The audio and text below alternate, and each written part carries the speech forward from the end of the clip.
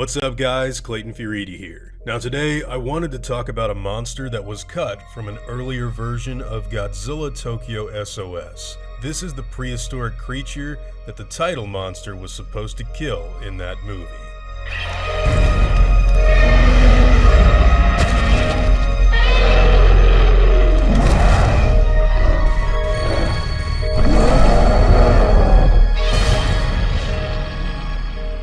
So during Godzilla's popular Millenium film series, nearly every movie that would come out in that era was a direct sequel to the first. Every single entry, with the exception of one, wound up being reboots to an already heavily rebooted franchise. The one and only movie in this time period that wound up being a sequel to its direct predecessor was Godzilla Tokyo SOS, which was a self-contained continuation of the previous year's Godzilla Against Mechagodzilla. Now, early on in that movie's development, the return of the title monster was always intended to be a very important event, and one that would call for an incredibly killer reintroduction to say the least. Their idea was to have the body of some poor monster wash ashore in Japan, the implication being that it had lost a fight with Godzilla and paid the ultimate price for it. Now, in the final film, the monster that washes up onto Japan's beach happens to be a Kamoebas, which really only had one other major appearance before in Toho's cult space amoeba film.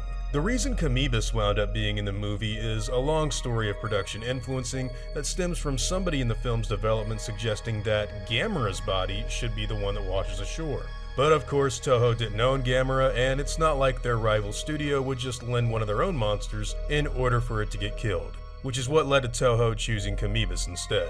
But before both of these turtle monsters were in the cards, director Masaki Tezuka requested Anguirus to be used for the scene.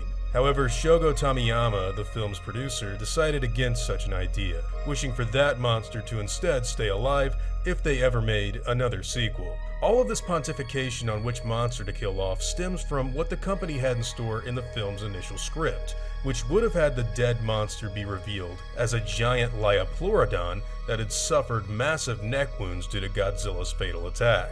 Initially, most fans seemed to simply call this monster the, quote, giant mosasaur. However, Shinji Nishikawa's drawing book of Godzilla reveals it to be a real-life species of Jurassic reptile, giving it the name Liopleurodon, which we now know it as today. The reason nobody at Toho seemed to want to go through with killing off this prehistoric creature, though, seems to stem from the company not wanting to introduce a new character just so that they could kill it off. Usually when they create a new monster to be shown on screen, it gets its own little logo and copyright protection in order to be used in further kaiju films. So once you take into account the whole idea behind its appearance being nothing more than a simple death scene, I think you can see where the company was coming from. Still, I must admit that the idea of a giant mosasaur living in this universe has always been a really cool idea to me, and I kind of wish that they'd at least entertain that idea in a newer Godzilla entry.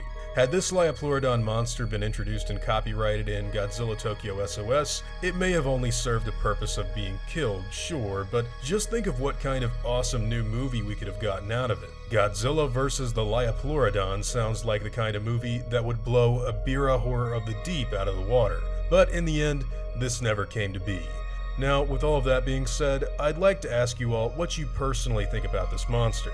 We don't really know too much about it now, but in your opinion, would you have liked to have seen it used in Tokyo SOS? Or would you like to see it make its first official appearance in a brand new Godzilla movie?